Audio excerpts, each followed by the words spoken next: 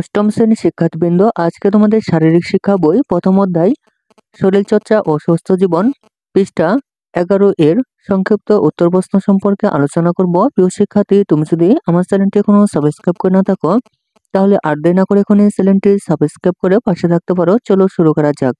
সংক্ষিপ্ত উত্তর প্রশ্ন 1 নম্বর হচ্ছে, পরিমিত বিশ্রাম ও সুস্থ থাকতে সহায়তা করে ব্যাখ্যা করো। প্রিয় শিক্ষার্থী, তোমাদের নমুনা দেখাচ্ছি, তা তোমরা দেখে নিতে পারো। 2 নম্বর হচ্ছে, সুস্থ দেহে সুন্দর মন উক্তিটি ব্যাখ্যা করো। 3 নম্বর প্রশ্ন হচ্ছে, অ্যাবডোমিনাল এক্সারসাইজ মূলত শরীরের গতিবৃদ্ধিতে সহায়তা করে, মতামত দাও। 4 নম্বর প্রশ্ন হচ্ছে, কোলাহলপূর্ণ পরিবেশ সুস্থ দেহ ও মনের বিকাশকে বাধাগ্রস্ত করে ব্যাখ্যা করো। 5 নম্বর প্রশ্ন হচ্ছে, যত বেদির বালাই বলবে পালাই পালাই কিভাবে ব্যাখ্যা করো। প্রিয় শিক্ষার্থী, সংক্ষিপ্ত প্রশ্নের নমুনা তোমাদের দেখাচ্ছি, তা তোমরা দেখে নিতে পারো। চলো শুরু করা যাক। অষ্টম শ্রেণীর শারীরিক শিক্ষা ও স্বাস্থ্য বই 2025 প্রথম অধ্যায় শরীরচর্চা ও সুস্থ জীবন পৃষ্ঠা 11 সংক্ষিপ্ত প্রশ্নের উত্তর। সংক্ষিপ্ত প্রশ্নের উত্তর 1 নম্বর প্রশ্ন হচ্ছে, পরিমিত বিশ্রাম ও ঘুম সুস্থ থাকতে সহায়তা করে ব্যাখ্যা করো। উত্তর হচ্ছে, আমাদের দেহে খাদ্য ও পানির যেমন প্রয়োজন তেমনি বিশ্রাম ও ঘুমেরও প্রয়োজন রয়েছে। শরীর সুস্থ রাখার জন্য ব্যায়ামের পর বিশ্রাম এবং ঘুমের প্রয়োজন। চলাফেরা, কাজকর্ম ও ব্যায়ামের পর শরীর পরিশ্রান্ত হয়, জীবকোষগুলো ক্ষয় হতে থাকে, ফলে আমরা অবসাদগ্রস্ত হয়ে পড়ি। শরীরে জীবকোষগুলোর ক্ষয়পূরণ ও পূর্বাবস্থায় ফিরিয়ে আনার জন্য বিশ্রাম প্রয়োজন। বিশ্রামে শরীরের ক্লান্তি ও অবসাদ দূর হয়। বিশ্রাম ও ঘুমের পরিবেশ শান্ত ও নির্জন হলে ভালো, এতে দেহ ও মনের বিকাশ অব্যাহত থাকবে। ঘুমের সময় দেহের সমস্ত অঙ্গপ্রত্যঙ্গ স্থির হয়ে পূর্ণ বিশ্রামে থাকে। এ সময় শ্বাস-প্রশ্বাস ও হজম শক্তির কাজ সুশৃঙ্খলভাবে চলতে থাকে। সুতরাং বলা যায়, পরিমিত বিশ্রাম ও ঘুম সুস্থ থাকতে সহায়তা করে।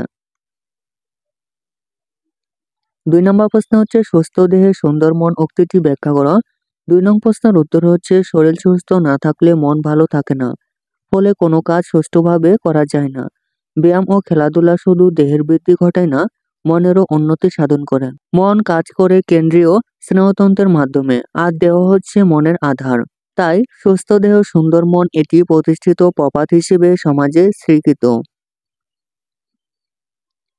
3 নম্বর প্রশ্ন হচ্ছে, অ্যাবডোমিনাল এক্সারসাইজ মূলত শরীরের গতিবৃদ্ধিতে সহায়তা করে, মতামত দাও।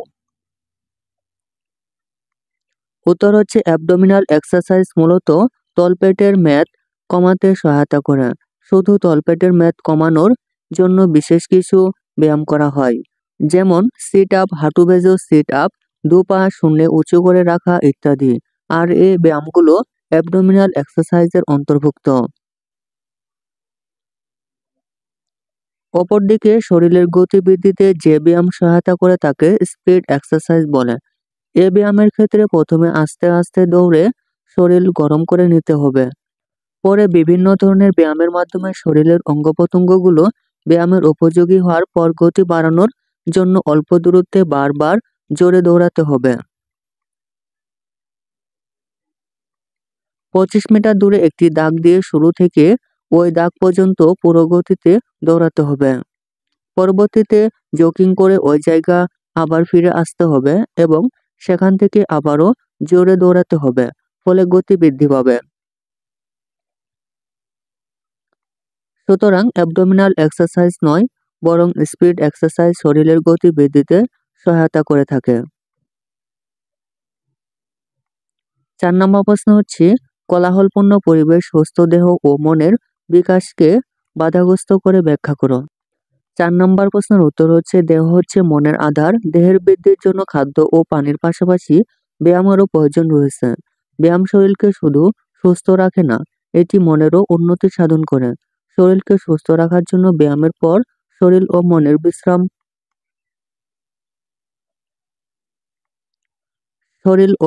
বিশ্রাম এবং ঘুমের প্রয়োজন হয়।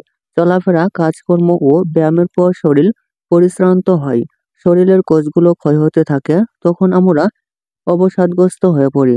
জীবকোষগুলো ক্ষয়পূরণ করে পূর্বাবস্থায় ফিরে আসার জন্য বিশ্রামের প্রয়োজন, আর বিশ্রাম ও ঘুমের জন্য শান্ত ও নির্জন পরিবেশ ভালো।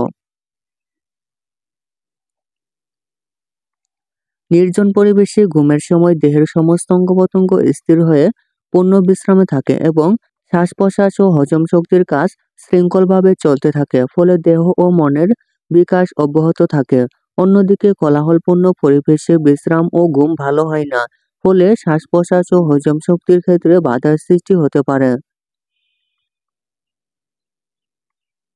এতে করে শারীরিক ও মানসিক সমস্যা দেখা দিতে পারে এবং দেহ ও মনের বিকাশ বাধাগ্রস্ত হয়। ৫ নাম্বার প্রশ্ন হচ্ছে, যত ব্যাধির বালাই বলবে পালাই পালাই কিভাবে ব্যাখ্যা করো? উত্তর হচ্ছে, গানের তালে তালে নাচের মাধ্যমে ব্যায়াম সুস্থ থাকার অন্যতম উপায়।